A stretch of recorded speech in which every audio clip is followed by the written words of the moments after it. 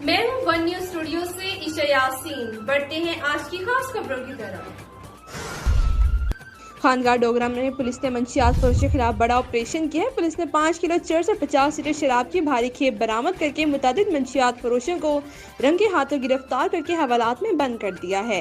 خانگاہ ڈوگرہ میں D P او شیخ پورہ نوید ارشاد کی خصوصی ہدایت پر اور ڈی ایس پی چودھری توصیف احمد خان کی نگرانی میں ایس ایچ او خانگاہ ڈوگرہ سردار خرم ڈوگر نے منشیات فروشوں شراب فروشوں کے خلاف بڑی کارروائی کی ہے۔ تھانے کی حدود میں منشیات فروشی کرنے والے افضل عرف اچھر لیاقت علی سے 5 کلو چرس برآمد کر کے ملزمان کو حوالات میں بند کر دیا ہے، جبکہ 50 لیٹر شراب برآمد کر کے مقصود عرف سودی بٹ اور جارج مسیحی نامی ملزمان کو بھی حوالات میں بند کر دیا ہے۔ سردار خرم کا کہنا ہے کہ منشیات فروش ہمارے معاشرے کا ناسور ہیں۔ یہ نوجوان نسل کو تباہ کرتے ہیں، معاشرے میں بگاڑ پیدا کرتے ہیں۔ نوجوان اپنا نشہ پورا کرنے کے لیے وارداتیں کرتے ہیں۔ ان کی قلع کما سے معاشرے میں امن اور شانتی قائم ہوتی ہے۔ اجمل شاہد، خانگاہ ڈوگرہ۔